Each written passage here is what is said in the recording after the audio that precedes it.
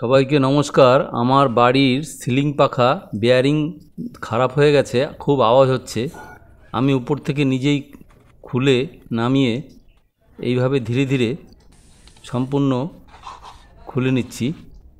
যেরকম আছে ঠিক সেই অবস্থায় একটা ফটো তুলে কানেকশানগুলো আমি খুলে নিলাম, ধীরে ধীরে খুলে নিলাম। এবার এখান থেকে একটা দাগ কেটে নেব, লাগানোর সময় সুবিধা হবে। আমি এখানে দাগ কেটে নিয়েছি, দুটো দাগ কেটে নিলাম।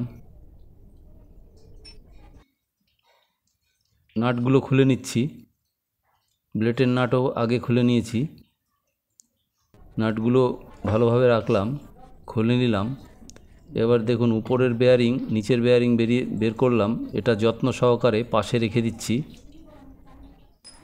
এটাতে কোনো চাপ ফাপ না পড়লে ভালো হবে। আমার বাড়িতে এরকম একটা নাট আছে, নাট দিয়ে আমি উপরের বেয়ারিংটা খুলে নিলাম। এই বেয়ারিংটা খুলে এখানে নতুন দুটো বেয়ারিং আছে। উপরের বেয়ারিংটা আমি নতুন কেটে আমি এই অবস্থায় লাগাচ্ছি। এখন কোনো গ্রিস ফ্রিজ দিলাম না, যেখানে লাগাচ্ছি এখানে একটু হালকা গ্রিস দিয়ে দিলাম, ভালো করে বসবে। এই অবস্থাতেই আমি যে বেয়ারিংটা খুললাম সেই বেয়ারিংটা এর উপরে আমি এই অবস্থায় এইভাবে রেখে একটা প্লেন কাট দিয়ে হাতুড়ি দিয়ে মেরে বসিয়ে দিলাম। একদম সহজভাবে সবাই পারবেন। দেখুন মাত্র 50 টাকা খরচ। দুটো বেয়ারিং আমি মার্কেট থেকে 50 টাকা দিয়ে কিনে নিয়ে আসছি।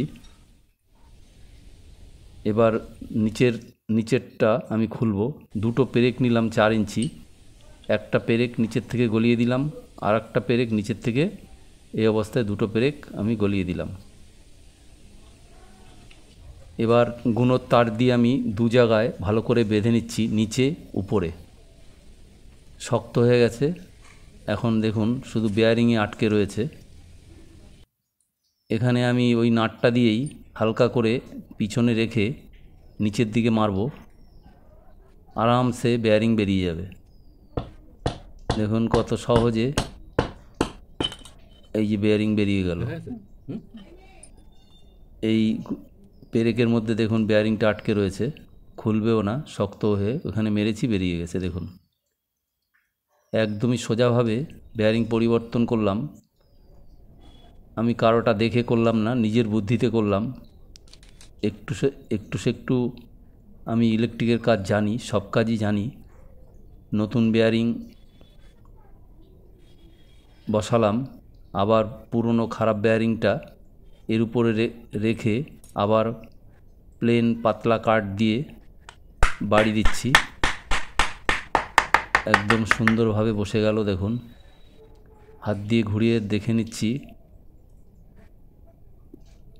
হাত দিয়ে ঘুরিয়ে আমি দেখে নিলাম একদম ইজি আছে, সুন্দর আছে। ওয়াশারটা দিলাম, আবার যেরকম অবস্থায় ছিল ঠিক সেইভাবেই আমি বসাচ্ছি। স্প্রিং দিলাম, ঘুরিয়ে দেখে নিলাম ঠিক আছে। যেরকম অবস্থায় আমি খুলেছি ফটো করা ছিল, তারগুলো সেরকম অবস্থায় ফটো দেখে দেখে আমার মোবাইল দিয়ে একটা কপি ফটো করে রেখেছিলাম, ঠিক সেই অবস্থায় আমি তারগুলো জোড়া দিলাম। পুনরায় ব্লেডগুলো লাগিয়ে উপরে আমি টানিয়ে দিলাম। দেখুন লাগানো হয়ে গেছে। হাত দিয়ে ঘুরিয়ে দেখলাম ঠিক আছে। এবার সুইচ দেব। এবার দেখুন সুইচ দিচ্ছি।